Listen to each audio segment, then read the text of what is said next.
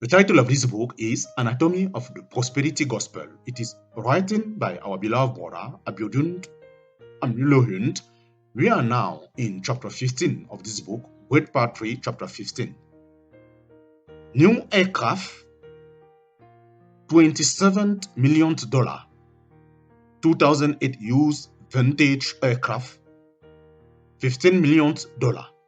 Cost of maintenance per annum, variable cost, $1,500. Fixed cost, $725.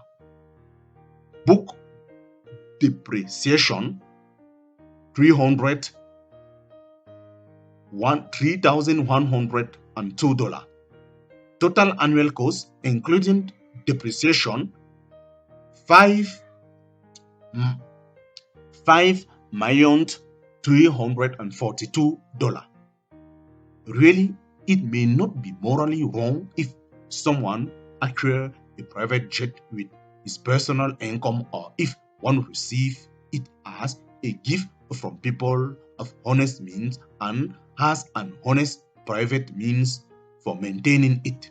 However, it is unjust and financially imprudent for anyone, especially in a poverty-ridden country like Nigeria, to use money contributed sacrificially by a donor to charity to purchase and maintain such harmonious luxury as we have seen highly touted. This is especially so considering the fact that one person and his associate or personal aid enjoy the benefit in most cases. We have seen from the calculation above that the annual cost of maintenance and depreciation on a medium-sized private jet is close to 2 billion naira, in cut $5.5 million. This is a modest estimate, saying that there are private jets whose cost of purchase can be as high as time to the cost of the one started here. Is anyone telling me that it is the member of the ministry or the financial supporter of this ministry that will have to also bear this burden apart from the other financial demand? Let's stop deceiving ourselves. Having a private jet is not a necessity for preaching the gospel. It seems to me that the wish to procure private jet by a prominent prosperity Pentecostal ministry is just an attempt to acquire and maintain a status symbol. I am not aware of anyone amongst those who claim they now need private jet in order to preach the gospel that has surpassed the Apostle Paul in the work of ministry. Yet he did not even own a horse. I guess if that apostle were like these people, he would have told his numerous converts in Asia and Europe to contribute money to buy a ship for him, since that was the equivalent of today's private jet. He would have also demanded for horses for his ministerial travel.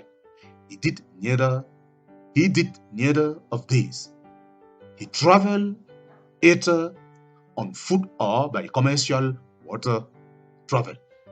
Each time this issue is raised, there are people who, in defense of this ministry, argue that they should be left alone for various reasons. Some go as far as saying that these preachers are justified to demand for private jets since Jesus rode on a donkey. Isn't this kind of defense ridiculous, bearing in mind that Jesus didn't even own the donkey he rode on in his lifetime? I ask, why is it that we see it as wrong if a public office holder divert public fund for private luxury, but we see nothing wrong in minister of the gospel doing the same? I can't candidly believe that the ministry much more than secular public offices, should not be a means of acquiring private luxury. Notwithstanding, nothing that has been said so far implies that ministry of the gospel should not be supported and provided with modest means of modern transportation. Rather, my appeal is that those who are opportune to occupy such exalted offices amongst mortals should learn to live modest life in order not to constitute themselves as an offense to the same gospel. They claim to preach through the abuse of their rare privilege.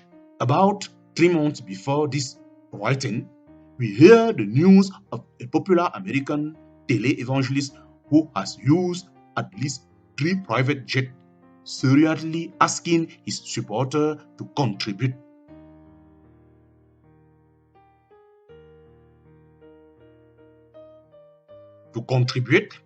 $54 million to buy the latest brand of a particular private jet for him.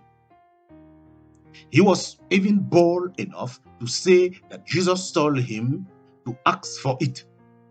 If I may ask, which Jesus was he talking about?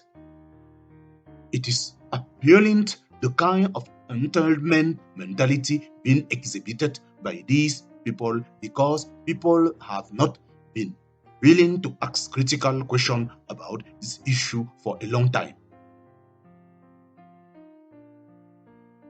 The confounding thing is that many of these ministers are not even full-time traveling evangelists like the late Billy Graham or the retired Reinhard Bonnke. I am not aware that any of these 2 cited evangelists had private jet. A reasonable number of these jet-owned preachers are pastors of local churches who don't travel often like a typical evangelist. Funds that ordinarily should have been used to sponsor missionaries to the unreached are being used to massage people's ego. To those who contribute money to this wasteful venture, I say buying private jet to the enjoyment of a few individuals can never be equated to propagating the gospel. It is ignorance and greed that make people donate money for such project. Greed in the sense that many of the givers give not because they love God, but because the collector promised that God will make the donor become rich for their giving. If indeed our interest is in the propagation of the gospel, we will pool such huge resources together to sponsor missionary to the unreached. There are 1,001 missionary and intending missionary that are being deprived of funds.